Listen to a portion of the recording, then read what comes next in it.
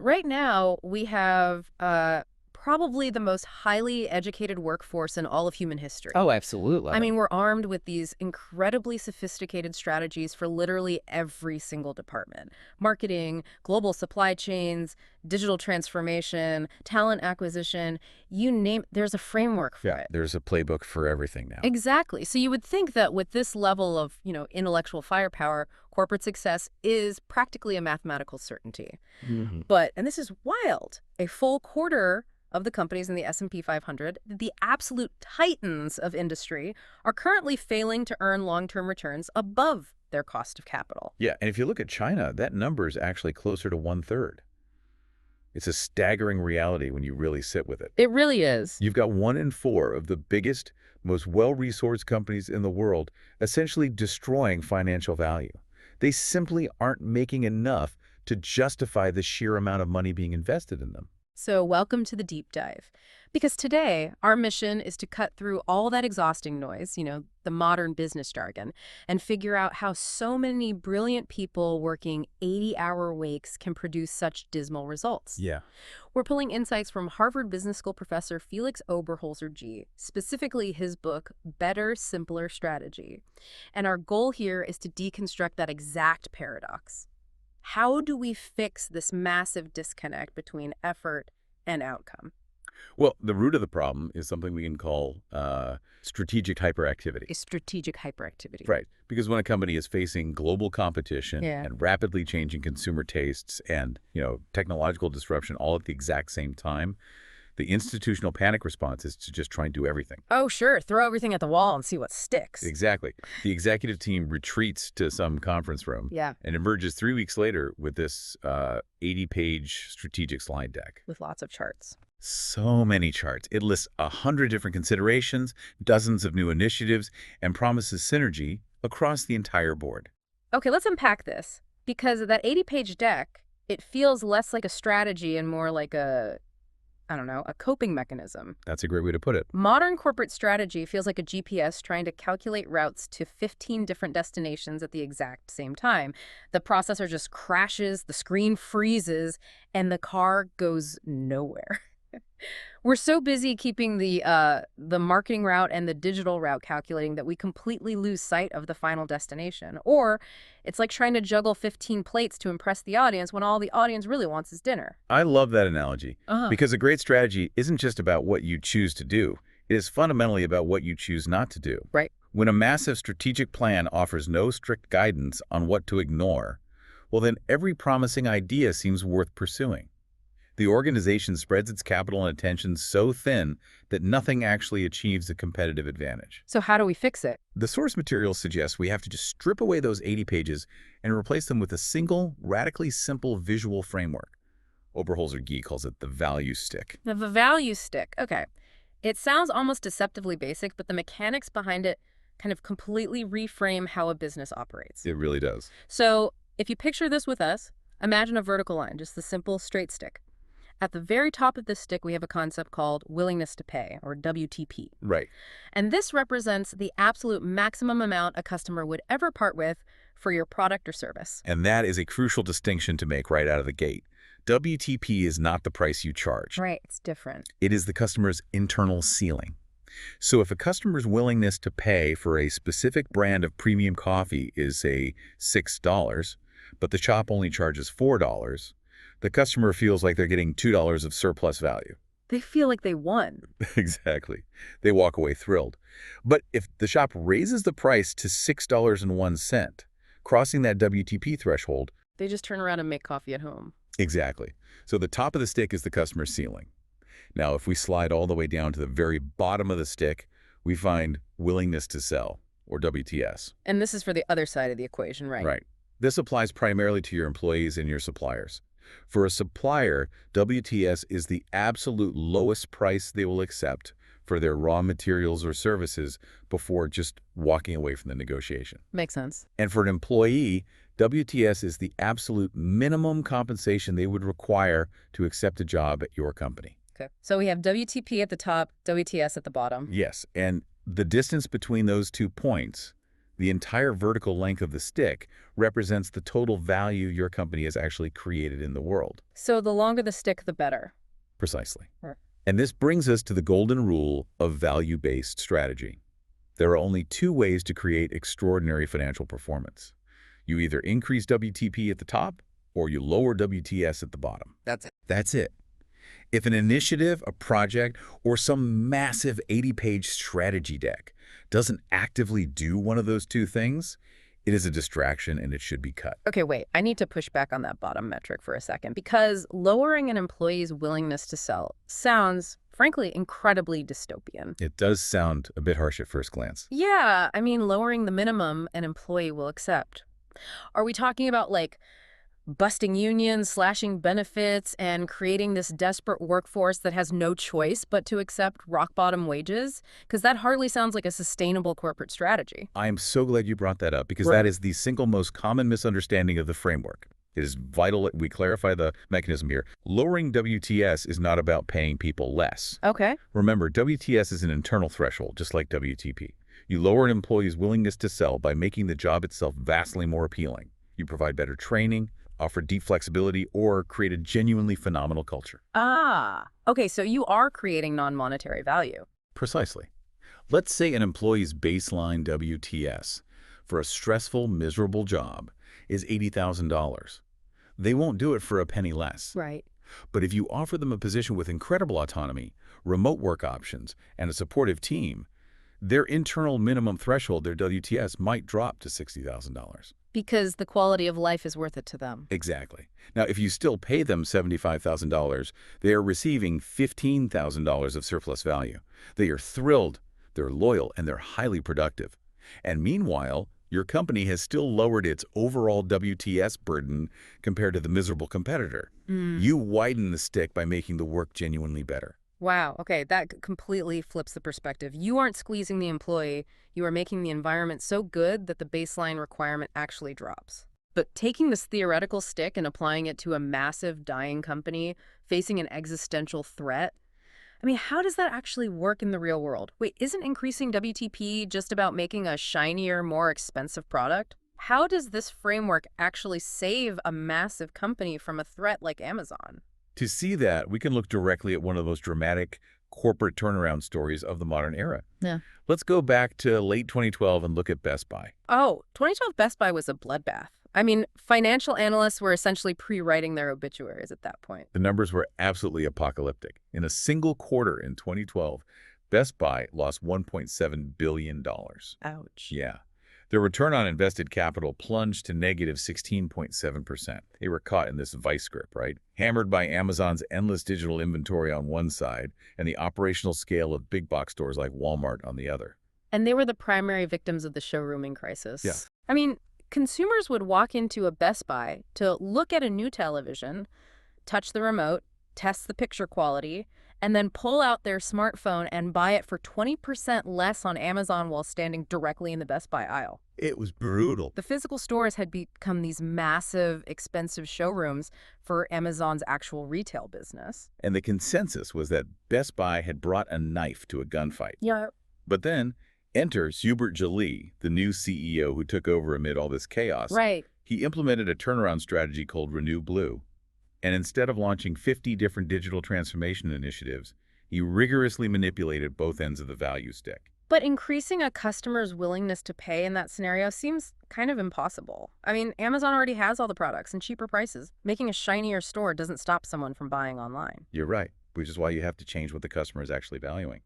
Best Buy had over 1,000 physical stores, which, in the early days of e-commerce dominance, were universally viewed as massive, expensive liabilities. Just a drain on cash. Right. But Jolie flipped the script. First, he ended the price disparity by aggressively matching online prices, which neutralized Amazon's main advantage.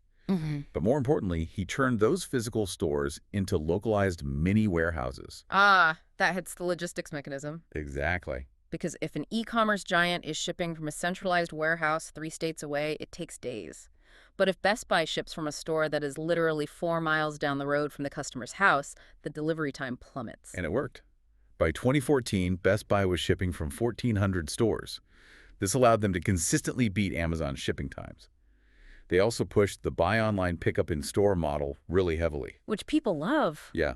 Within a few years, 40% of Best Buy's online orders were either shipped from or picked up at a physical location. Which massively raises the top of the stick, willingness to pay, because a huge component of consumer WTP is instant gratification. Definitely. If my refrigerator completely dies, my willingness to pay for a new refrigerator right now, today, is significantly higher than my WTP for a refrigerator arriving next Thursday. They use the stores to provide speed and, tactile confidence. Right. So Jolie successfully pushed up the top of the stick, but the turnaround required widening the stick at the bottom as well.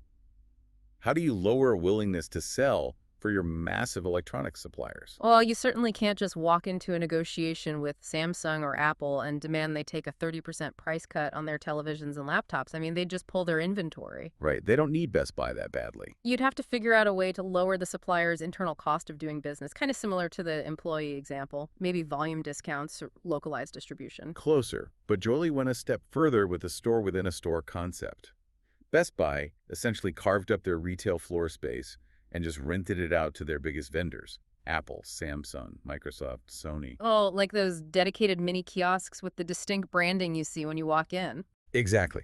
For a manufacturer like Samsung, the cost of opening, staffing, and operating hundreds of standalone retail stores across the country is astronomically high. So expensive. But by running a kiosk inside an existing Best Buy, Samsung gets premium floor space and high foot traffic for a fraction of the cost. Best Buy fundamentally lowered Samsung's operating costs, which lowered Samsung's willingness to sell. So Best Buy makes it cheaper for the vendor to reach the customer. It goes even further than that. Because Best Buy lowered the vendors' costs so effectively, the vendors actually agreed to subsidize the salaries of the Best Buy employees who worked in those specific brand kiosks. Wait, really? The vendors are footing the bill for the retail staff? Yes. That is a brilliant shifting of the financial burden. And it creates this beautiful virtuous cycle. Those workers are now highly specialized and trained directly by the vendor. The customer gets deeper, more accurate sales expertise, which loops right back around and raises the customer's willingness to pay. Every single major move in the Renew Blue strategy was either pushing WTP up or WTS down. By 2016, Best Buy's return on invested capital rocketed from negative 16.7% to a positive 22.7%. That's incredible. The stock quadrupled over 6 years. So Best Buy utilized this incredibly well, but we do have to acknowledge they were operating in brick-and-mortar retail, which is a notoriously brutal sector. Oh, absolutely. So what does this all mean? If I'm an executive in a historically terrible, low-margin industry where everyone is bleeding cash, doesn't my industry basically dictate my destiny? Shouldn't my strategy just be to pivot to a sexier industry? We constantly hear executives blame the structural headwinds of their sector. The myth of the quote-unquote bad industry is a very pervasive excuse. Right. But what's fascinating here is that data analyzed in the source material drops a statistical bombshell that completely destroys that assumption. Yeah. The variation of profitability inside a single industry is far greater than the difference in average profitability across different industries. Wait, so the gap between the best and worst companies in a bad industry is actually wider than the gap between a bad industry and a good industry? Exactly. The U.S. insurance sector is a perfect illustration of this. It's a famously difficult space. The mean return on invested capital across the industry is incredibly low, hovering around just 1.2%. Wow. And the median insurance company is actually destroying value.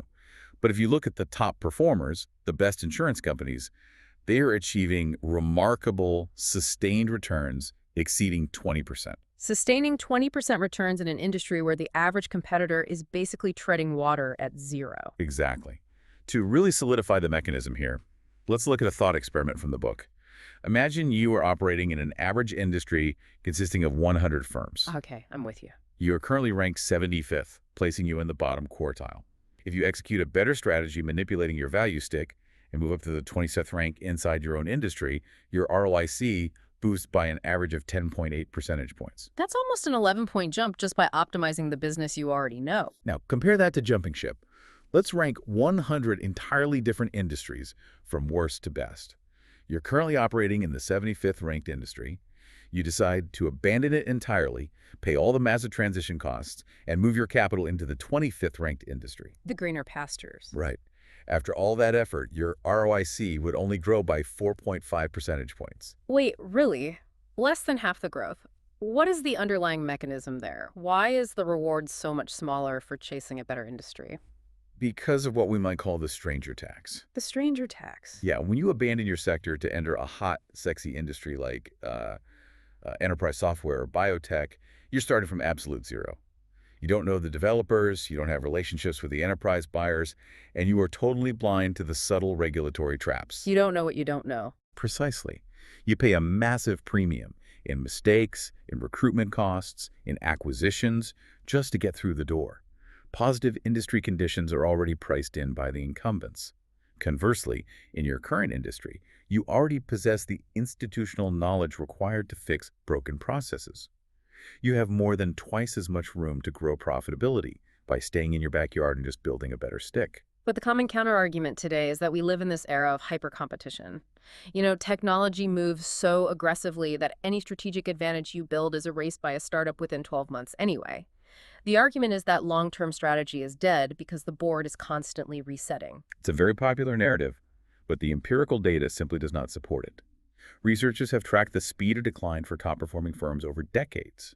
Now, it is true that over a 10-year period, top firms do tend to lose about half of their competitive edge as rivals adapt. That makes sense. But the crucial finding is that the speed of this decline is no faster today than it was in the 1970s or 1980s. Yes, the idea that hypercompetition makes sustainable advantage impossible is largely a myth used to justify that strategic hyperactivity we talked about earlier. That is actually incredibly empowering. It means you aren't a victim of your sector and you aren't a victim of the modern digital era. You still have control. Exactly. Here's where it gets really interesting, though. We spent all this time analyzing how to create value, right? Maximizing willingness to pay and minimizing willingness to sell. But creating value is not the same thing as capturing profit. Right. If WTP is the absolute maximum a customer will pay and WTS is the absolute minimum a supplier will accept, where does the actual price sit so the company can capture the margin? Picture the happy faces of customers walking out of an Apple store. We know Apple creates high WTP for the customer, but how do they actually pull the money out of the stick? Well, the dynamic between Apple and its retail suppliers provides a literal masterclass in this transition. You mentioned the customers. Apple creates massively high WTP for the consumer, allowing them to set premium prices at the top of the stick. But to understand value capture, we have to look at the bottom of the stick, specifically how Apple interacts with shopping malls, who act as the suppliers of their physical retail space. Okay, yeah, shopping malls are essentially supplying the foot traffic and the infrastructure. And shopping malls have an exceptionally low willingness to sell when they're negotiating with Apple. A typical retail tenant in a premium mall pays roughly 15% of their sales per square foot in rent. Okay. Apple, however, pays only 2%. 2% versus 15%. That entirely flips the traditional landlord-tenant dynamic. What is the mechanism that forces a mall owner to accept such a massive discount? An Apple store operates as a gravitational anomaly in a retail space. Having an Apple store in a mall increases the overall foot traffic for the entire property by approximately 10%. That's a huge bump. And that extra 10% doesn't just buy iPhones, right? They buy pretzels at the food court. They buy sunglasses, running shoes. Yeah. Because the mall owner knows those other stores are experiencing a surge in sales generated by Apple's presence, the owner can easily charge those other tenants the full 15% rent, or even demand a premium. So Apple is essentially operating as a high-powered marketing engine for the entire property. Exactly. They provide so much ambient value to the supplier, the mall, that Apple earns the leverage to dictate terms. They lower the WTS of the mall, which massively widens Apple's profit margin right in the middle of the stick. They aren't squeezing the mall through intimidation. They are fundamentally altering the underlying economics of the mall's business model. Because Apple expands the total financial pie so dramatically, nobody argues when Apple demands the largest slice. The companies that capture the most profit rarely start by obsessing over their own margins. They start by obsessing over how to construct better ways to create value for others. So think about the project sitting on your desk right now as you listen to this. Look at the meetings scheduled on your calendar for tomorrow morning. Are those initiatives actually raising a customer's willingness to pay? Are they tangibly making the product faster, more reliable, or more delightful? Or, on the flip side, are they lowering an employee or supplier's willingness to sell by making it easier, more flexible, and more rewarding to work with you. Because if your daily work isn't moving one of those two levers, you have to seriously audit your priorities. Are you actually creating value? Or are you just caught in the 80-page deck trap, recalculating routes to nowhere? You don't need a magic spell. You just need to know if you are raising the roof or lowering the floor. And if we pull back to look at the macro picture, the mechanics of the value stick introduce a profound paradigm shift in how we view the purpose of business itself. How so? Well, we are constantly surrounded by intense media debates pitting shareholder capitalism against stakeholder capitalism. Oh, all the time. The narrative assumes it's a zero-sum war. The idea that prioritizing returns for your investors requires you to relentlessly squeeze your workers. Or, conversely, that dedicating resources to your community and employees means you must inevitably sacrifice shareholder profits. Right, that it's an either-or situation. Exactly. But the mathematical reality of the value stick proves this is a completely false choice. Exceptional financial performance is literally impossible without first creating immense value for others. The profit margin must fit inside the stick. If the stick is short, the margin is non-existent. Precisely. You cannot build a massive sustainable profit unless you have first pushed willingness to pay through the roof by thrilling your customers, or pushed willingness to sell through the floor by engineering an incredible environment for your employees and suppliers. Wow. Therefore, the absolute most selfish thing a business can do to guarantee its own long-term wealth is to radically obsess over the needs of everyone else.